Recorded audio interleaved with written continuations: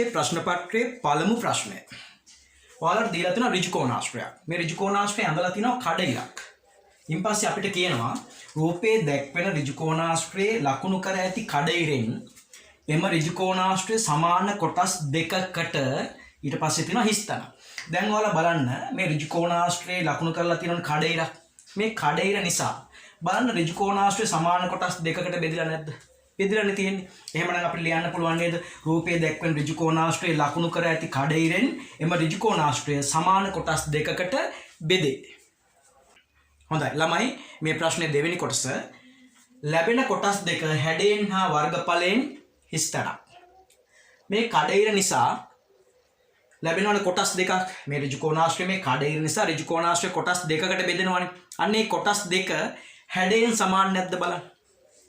මේ කඩයිර නිසා මේ ලැබෙන කොටස් දෙක හැඩයෙන් සමාන නැද්ද? සමානයි. මේ බලන්න. මේ වගේම ත්‍රිකෝණයක් තමයි අනිත් පැත්තේ තියෙන්නේ. එහෙනම් හැඩයෙන්ුත් සමානයි. ඒ වගේම මේ දෙක ළමයි හැඩයෙන් සමාන වෙනවා වගේම මේ ත්‍රිකෝණ දෙකේ වර්ගඵලයත් සමාන වෙනවා. හැඩයෙන්ුත් සමාන වෙනවා වර්ගඵලයෙන්ුත් සමාන වෙනවා. එහෙනම් ලියන්න ඕනි ලැබෙන කොටස් දෙක හැඩයෙන් හා වර්ගඵලයෙන් සමාන වේ. හිස්තැන්ට ලියන්න සමාන වේ කියලා. හොඳයි ළමයි තුන්වෙනි කොටස. එම කඩයිර ඔස්සේ ඍජු කෝණාශ්‍රය නැමීමෙන් එම කොටස් දෙක එකිනෙක සම්පාත ඉන් පස්සේ තියෙනවා හිස්තනක්. අපි හිස්තනට ලියන්න ඕනේ වේද නොවේද කියලා. සම්පාත වේද නොවේද. ඔයාලට මතකයි නේද? අපි මේ වගේ ඍජු කෝණාශ්‍රයක් කපලා මෙන්න මේ අතර කඩයිරක් ඇඳලා ඒ කඩයිර ඔස්සේ අපි මේක නැමුවනේ. නැමුවම කොටස් දෙක සම්පාතුනේ නෑ නේද? එහෙමනම් ලියන්න ඕනේ එම කඩයිර ඔස්සේ ඍජු කෝණාශ්‍රය නැමීමෙන් එම කොටස් දෙක එකිනෙක සම්පාත නොවේ. හිස්තැන්ට එන්න ඕනේ නොවේ කියලා. ළමයි හතරවන ප්‍රශ්නය. කඩයිරෙන් දැක්වෙන රේඛාව මෙම තල රූපයේ සමමිති අක්ෂයක් ඉන් පස්සේ තියෙන හිස්තැනක්. දැන් අපි ලියන්න ඕනේ සමමිති අක්ෂයක් වේද නොවේද කියලා. දැන් මේ කඩයිර ඔස්සේ මේ ඍජු කෝණාශ්‍රය නැමුවම සම්පාත වෙන්නේ නැහනේ. සම්පාත වෙන්නේ නැහැ. ළමයි සම්පාත වෙන්නේ නැත්නම් මේ ඍජු කෝණාශ්‍රයේ මෙන්න මේ අතට ද්විපාර්ශ්වික සම්මිතියකුත් නැහැ. ද්විපාර්ශ්වික සම්මිතියක් නැහැ කියන්නේ මේ රේඛාව සමමිති අක්ෂයකුත් නෙවෙයි. එහෙමනම් කඩයිරෙන් දැක්වෙන රේඛාව මෙම තල රූපයේ සමමිති අක්ෂයක් නොවේ කියලා තමයි හිස්තැන්ට එන්න ඕනේ. නොවේ. ළමයි පස්වන ප්‍රශ්නය. පහත දැක්වෙන රූප අතරින් ද්විපාර්ශ්වික සම්මිති අක්ෂයක් නිවරදිව ඇඳ ඇති රූප තෝරන්න. දැන් අපිට දීලා තියෙනවා මේ වගේ රූප කීපයක්. මේ රූප වලින් ද්විපාර්ශ්වික සම්මිති අක්ෂයක් නිවරදිව ඇඳලා තියෙන රූප තෝරන්න ඕනේ. හරි? බලන්න පළමු රූපේ. මේක වෘත්තයක්නේ. වෘත්තයේ මෙන්න මේ ඇඳලා තියෙන කඩයිර ඔස්සේ නැමුවොත් කොටස් දෙක සම්පාත වෙන්නේ නැහැ නේද? එහෙමනම් සම්පාත වෙන්නේ නැහැ කියන්නේ ද්විපාර්ශ්වික සම්මිතියක් නැහැ. ද්විපාර්ශ්වික සම්මිතියක් නැත්තම් මේක සම්මිති අක්ෂයකුත් නෙවෙයි. එහෙමනම් මේක සම්මිති අක්ෂය නිවැරදිව ඇඳලා නැහැ. ඊළඟට බලන්න ඍජු කෝණාශ්‍රය. ඍජු කෝණාශ්‍රය මෙන්න මේ කඩයිර ඔස්සේ නැමුවොත් කොටස් දෙක සම්පාත වෙනව නේද? එහෙමනම් ද්විපාර්ශ්වික සම්මිතියක් තියෙනවා. ද්විපාර්ශ්වික සම්මිතියක් තියෙනවා කියන්නේ මේක සම්මිති අක්ෂයක් වෙනවා. එතකොට මේ රූපේ ඇඳලා තියෙන සම්මිති අක්ෂය නිවැරදිව ඇඳලා තියෙනවා. ඔන්න ඒක තෝරන්න පුළුවන් අපිට. තුන්වෙනියට තියෙනවා සමචතුරාශ්‍රය. සමචතුරාශ්‍රයේ මේ කඩයිර ඔස්සේ නැමුවොත් කොටස් දෙක සම්පාත වෙනව නේද? අපි ඒව කරලා තියෙන්නේ. අපි ඒව කරලා බලලා තියෙන්නේ. ඒ නිසා ඔයාලට දැන් මතක් වෙන්න ඕනේ. සමචතුරාශ්‍රයේ මේ කඩයිර ඔස්සේ නැමුවම මේ කොටස් දෙක සම්පාත වෙනවා. සම්පාත වෙනවා කියන්නේ ද්විපාර්ශ්වික සම්මිතියක් තියෙනවා. ද්විපාර්ශ්වික සම්මිතියක් තියෙනවා නම් මේ රේඛාව සමමිති අක්ෂයක් වෙනවා. එහෙමනම් මේ රූපෙත් සම්මිති අක්ෂය නිවැරදිව ඇඳලා තියෙනවා. එතකොට මේ රූප තුලින් සම්මිති අක්ෂයක් නිවැරදිව ඇඳලා තියෙන්නේ දෙවන රූපය සහ තුන්වන රූපය. මේ දෙකම ගන්න පුළුවන්. මේක සම්මිතියක් නැත. හොඳයි ළමයි ඊළඟ රූප දෙක ඍජු කෝණාශ්‍රයක් දීලා තියෙනවා සමචතුරාශ්‍රයක් දීලා තියෙනවා. මේ ඍජු කෝණාශ්‍රය ගන්න. මේ ඍජු කෝණාශ්‍රය මේ කඩයිර ඔස්සේ නැමුවම සම්පාත වෙන්නේ නැහැ නේද? සම්පාත වෙන්නේ නැහැ කියන්නේ ද්විපාර්ශ්වික සම්මිතියක් නැහැ. ද්විපාර්ශ්වික සම්මිතියක් නැත්තම් මේ කඩයිර සම්මිති අක්ෂයක් නොවේ. එහෙමනම් මේ රූපයේ සම්මිති අක්ෂය නිවැරදිව ඇඳලා නැහැ. හරි? දෙවන රූපයේ සමචතුරාශ්‍රය. මේ සමචතුරාශ්‍රය මේ තිරස්සතකනේ කඩයිර ඇඳලා තියෙන්නේ. මේ කඩයිර ඔස්සේ මේ සමචතුරාශ්‍රය නැමුවම කොටස් දෙක සම්පාත වෙනවා. සම්පාත වෙන නිසා මේකට ද්විපාර්ශ්වික සම්මිතියක් තියෙනවා. ද්විපාර්ශ්වික සම්මිතියක් තියෙනවා නම් මේ රේඛාව සම්මිති අක්ෂයක් වෙනවා. එතකොට මේ රූපේ නිවැරදිව සම්මිති අක්ෂය ඇඳලා තියෙන්නේ. එහෙමනම් නිවැරදිව සම්මිති අක්ෂය ඇඳලා තියෙන්නේ මේ රූපේ. හොඳයි ළමයි ඉන් පස්සේ අපිට දීලා තියෙනවා ට්‍රැපීසියම. ට්‍රැපීසියමක මේ අතට කඩිරක් ඇඳලා ඒ කඩිර ඔස්සේ නැමුවම ට්‍රැපීසියම සම්පාත වෙන්නේ නැහැ. ට්‍රැපීසියම කොටස් දෙක සම්පාත වෙන්නේ නැහැ. සම්පාත වෙන්නේ නැහැ කියන්නේ ට්‍රැපීසියමේ මේ පැත්තට ද්විපාර්ශ්වික සම්මිතියක් නැහැ. ද්විපාර්ශ්වික සම්මිතියක් නැත්නම් මේ කඩිර සම්මිති අක්ෂයක් නොවේ. එහෙමනම් මේ රූපයේ සම්මිති අක්ෂයක් නිවැරදිව ඇඳලා නැහැ. ඊළඟට ත්‍රිකෝණයක් දීලා තියෙනවා. ත්‍රිකෝණේ මේ කඩිර ඔස්සේ නැමුවම මේ ත්‍රිකෝණය සම්පාත වෙනවද නැද්ද? කොටස් දෙක සම්පාත වෙනවා. සම්පාත වෙනවා නම් මේකට ද්විපාර්ශ්වික සම්මිතියක් තියෙනවා. ද්විපාර්ශ්වික සම්මිතියක් තියෙන නිසා මේ රේඛාව සම්මිති අක්ෂයක් වෙනවා. එහෙමනම් මේ රූපයේ සම්මිති අක්ෂයක් නිවැරදිව ඇඳලා තියෙනවා. හරි. තුන්වන රූපේ තරුවක් තියෙනවානේ. තරුවක හැඩයක් තියෙනවා.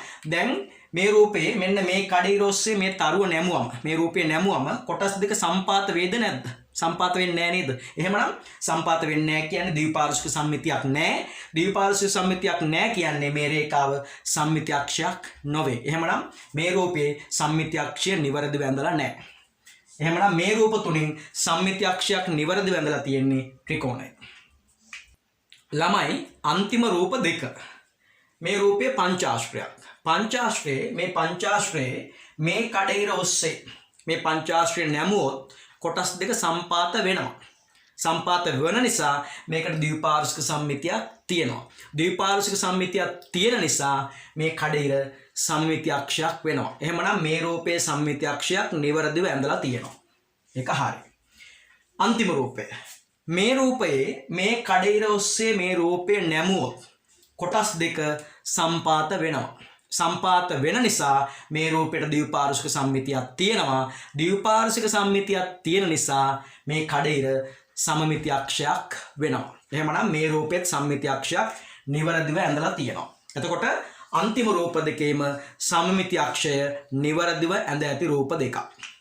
ළමයි දෙවැනි දවසේ ප්‍රශ්න පත්‍රයේ පළමු ප්‍රශ්නය. පහත දැක්වන ප්‍රකාශවල නිවැරදි ඒවා ඉදිරියෙන් හරි ලකුණද වැරදි ඒවා ඉදිරියෙන් වැරදි ලකුණද යොදන්න කියලා තියෙනවා. දැන් අපි මේ ප්‍රකාශ වලින් නිවැරදි ප්‍රකාශ ඉදිරියෙන් හරි දාන්න ඕනේ, වැරදි ප්‍රකාශ ඉදිරියෙන් වැරදි ලකුණ දාන්න ඕනේ. පළමු ප්‍රකාශය බලමු හරිද වැරදිද කියලා. ද්විපාර්ශ්වික සම්මිතික රූපයක සම්මිති අක්ෂයට දෙපසින් වූ කොටස් දෙක හැඩයෙන් හා වර්ගඵලයෙන් සමාන වේ. ළමයි ද්විපාර්ශ්වික සම්මිතික රූපයක සමමිති අක්ෂයට දෙපසින් වූ කොටස් දෙක දෙපැත්තුන් වූ කොටස් දෙක හැඩයනුත් සමාන වෙනවා වර්ගඵලයනුත් සමාන වෙනවා. මම ඒ බව ඔයාලට පාඩමේදී කියලා දුන්නා. එහෙමනම් මේ ප්‍රකාශය හරි. ද්විපාර්ශ්වික සම්මිතික රූපයක සම්මිති අක්ෂයට දෙපසින් වූ කොටස් දෙක හැඩයනුත් සමානයි වර්ගඵලයනුත් සමානයි. එහෙමනම් මේ ප්‍රකාශය හරි. මේකට දාන්න ඕනේ හරි ලකුණ. ළමයි දෙවැනි ප්‍රකාශය. ද්විපාර්ශ්වික සමමිතික රූපයකට සමමිති අක්ෂ එකකට වැඩියෙන් තිබෙන අවස්ථාද ඇත. ද්විපාර්ශ්වික සම්මිතික රූපයකට සම්මිති අක්ෂ එකකට වැඩියෙන් තියෙන අවස්ථාවක් තියෙනවා. ඇත්තද කතාව? දැන් බලන්න සමහර තල රූපවල ද්විපාර්ශ්වික සම්මිති අක්ෂ තියෙන එකයි. නමුත් සමචතුරස්‍රය, ඍජුකෝණාශ්‍රය, වෘත්තය ඒ වගේ තල රූප බලන්න. ඒ වගේ සමමිති අක්ෂ ගණන එකකට වැඩි නේද?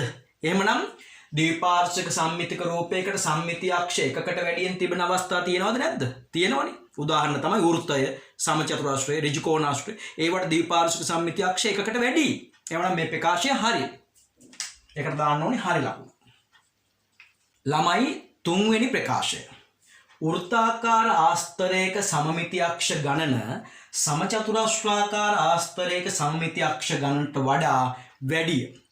වෘත්තාකාර ආස්තරයක තියෙන සමමිති අක්ෂ ගණන සමචතුරාශ්‍රාකාර ආස්තරයක තිබෙන සමමිති අක්ෂ ගණනට වඩා වැඩිලු. ඇත්ත නේද කතාව? දැන් වෘත්තාකාර ආස්තරයක තියෙන සමමිති අක්ෂ ගණන අපිට කියන්න බෑ අප්‍රමාණයි. විශාල ප්‍රමාණයක් තියෙනවා. නමුත් සමචතුරාශ්‍රාකාර ආස්තරයක තිබෙන සමමිති අක්ෂ ගණන 4යිනේ. ඒක 4යි. එහෙමනම් වෘත්තාකාර ආස්තරයක තිබෙන සම්මිති අක්ෂ ගණන විශාල ප්‍රමාණයක් තියෙනවා අප්‍රමාණයි. සමචතුරාශ්‍රයක තියෙන සම්මිති අක්ෂ ගණන 4යි. එතකොට වෘත්තාකාර ආස්තරයක තිබෙන සම්මිති අක්ෂ ගණන සමචතුරාශ්‍රාකාර ආස්තරයක තිබෙන සම්මිති අක්ෂ ගණනට වඩා වැඩි නැද්ද? වැඩි නේද? එහෙනම් මේ ප්‍රකාශය හරි නේද? වෘත්තාකාර ආස්තරයක සම්මිති අක්ෂ ගණන සමචතුරාශ්‍රාකාර ආස්තරයක සම්මිති අක්ෂ ගණනට වඩා වැඩිය. හරි නේද? ඒකට දාන්න ඕනේ හරි ලකුණ. ළමයි හතරවන ප්‍රකාශය. ද්විපාර්ශ්වික සමමිතික රූපයකට තිබිය හැකි උපරිම සමමිති අක්ෂ ගණන 1කි. ඇත්තද කතාව? ද්විපාර්ශ්වික සම්මිතික රූපයකට තිබිය හැකි උපරිම සමමිති අක්ෂ ගන්න එකයිද? ඇයි සමමිති අක්ෂ එකකට වඩා වැඩියෙන් තියෙන රූප නැද්ද? දැන් බලන්න සමචතුරස්‍රයට තියෙන සම්මිති අක්ෂ 4ක්, ඍජු කෝණාශ්‍රයට තියෙන සම්මිති අක්ෂ 2ක් නේ. වෘත්තයට තියෙන සම්මිති අක්ෂ අප්‍රමාණ ප්‍රමාණයක්, අනන්ත ප්‍රමාණයක්, විශාල ප්‍රමාණයක්. එහෙමනම් ද්විපාර්ශ්වික සම්මිතික රූපයකට තිබිය හැකි උපරිම සම්මිති අක්ෂ ගන්න එකයිද නැද්ද? නෑනේ. ඊට වඩා වැඩියෙන් නැද්ද? තියෙනවනේ. එහෙමනම් ද්විපාර්ශ්වික සම්මිතික රූපයකට තිබිය හැකි උපරිම සමමිති අක්ෂ ගන්න එකක කියන එක වැරදි නේද? ඒකට දාන්න ඕනි වැරදි ලකුණ. දරුවනේ පස්වෙනි ප්‍රකාශය. සමමිති අක්ෂ දෙකක් ඇති සමමිතික රූපයක් එක් සමමිති අක්ෂයක් ඔස්සේ කපා කොටස් දෙකකට වෙන් කළ විට ලැබෙන එක් එක් කොටස සමමිතික වේ. ඇත්ත නේද කතාව? අපි මේක පන්තියේදී කළා. සමමිති අක්ෂ දෙකක් ඇති රූපයක් ඍජු කෝණාශ්‍රය ගන්න පුළුවන් නේද? ඍජු කෝණාශ්‍රයේ තියෙන සම්මිති අක්ෂ දෙකයි. අන්න ඒ වගේ සමමිති අක්ෂ දෙකක් ඇති සමමිතික රූපයක් ගන්න. ඊන් පස්සේ එක් සමමිති අක්ෂයක් ඔස්සේ කපා. දැන් ඍජු කෝණාශ්‍රයේ තියෙන සම්මිති අක්ෂ දෙකයිනේ. ඒකෙන් එක සමමිති අක්ෂයක් ඔස්සේ ඍජු කෝණාශ්‍රය දෙකට කපන්න. එතකොට කොටස් දෙකක් ලැබෙනව නේද? කපා කොටස් දෙකකට වෙන් කළ විට ලැබෙන එක් එක් කොටස සමමිතික වේ. දැන් ඍජු කෝණාශ්‍රයේ සම්මිති අක්ෂයක් ඔස්සේ කැපුවම කොටස් දෙකක් ලැබෙනවනේ. ඒ කොටස් දෙකෙමුත් එක් එක් කොටස සමමිතික වෙන්නේ නැද්ද? ඒ කොටස් දෙකෙන් එකක් පැත්තකින් තියන්නකෝ. එක කොටසක් අතට ගන්නකෝ. ඒ කොටස නැවත නවල බලන්න. සමමිතික වෙන්නේ නැද්ද බලන්න. වෙනව නේද? සම්පාත වෙනවා. එතකොට ඒ ලැබෙන එක් එක් කොටසත් සමමිතික වෙනවා. එහෙනම් මේ ප්‍රකාශය හරි. මේකට දාන්න ඕනි හරි ලකුණ. පුතේ දෙවන ප්‍රශ්නය. මෙන්න මේ වගේ තල රූපයක් අපිට දීලා තියෙනවා. මේ තල රූපේ මැදින් කඩිරක් ඇඳලා තියෙනවා. ඊට පස්සේ මේ තල රූපය ඇසුරෙන් අපෙන් ප්‍රශ්න තුනක් අහනවා. පළමු ප්‍රශ්නය. ඉහත තල රූපය සරල රේඛාව, ඒ කියන්නේ කඩිර. මේ තියෙන කඩිර. ඒ කඩිර ඔස්සේ නැමීමෙන් එකිනෙක සම්පාත වන පරිදි කොටස් දෙකකට බෙදේ. ඇත්තද කතාව? ළමයි මේ කඩිර ඔස්සේ මේ තල රූපය නැමුවම එකිනෙකට සම්පාත වන පරිදි කොටස් දෙකකට බෙදෙනවද නැද්ද? හිතලා බලන්න. මේ කඩිර ඔස්සේ නැමුවොත් මේක සම්පාත වන පරිදි කොටස් දෙකකට බෙදෙනවා. එහෙමනම් කොටස් දෙකකට බෙදෙනවා නම් මේ රූපෙට මොකද්ද තියෙන්නේ? ද්විපාර්ශ්වික සම්මිතියක් තියෙනවා. ද්විපාර්ශ්වික සම්මිතියක් තියෙනවා නම් මේ තල රූපෙට මොකද්ද අපි කියන්නේ? ද්විපාර්ශ්වික සමමිතික තල රූපයක්. එතකොට පළමු ප්‍රශ්නේ හිස්තන්ට එන්න ඕනි ද්විපාර්ශ්වික සමමිතික තල රූපයක්. ද්විපාර්ශ්වික සම්මිතික තල රූපයක් ලෙස හැඳින්වේ. අන්න එහෙමයි එන්න ඕනේ. හරි. හොඳයි. එහෙමනම් පුතේ මේ තල රූපය ද්විපාර්ශ්වික සම්මිතික තල රූපයක්නේ. හරි. මේ ද්විපාර්ශ්වික සම්මිතික තල රූපේ මේ කඩිරට අපිට කියන්න පුළුවන් එහෙමනම් සමමිති අක්ෂයක් කියලා. ද්විපාර්ශ්වික සම්මිතියක් වන තල රූපයක මේ කඩිරට නැත්නම් නැමුම් රේඛාවට අපි කියන්නේ සමමිති අක්ෂයක්. එහෙමනම් මෙතන එන්න ඕනේ මොකද්ද? එම නැමුම් රේඛාව රූපයේ මෙන්න මේකනේ නැමුම් රේඛාව. ඒ නැමුම් රේඛාව රූපයේ මොකක් කියලාද කියන්නේ?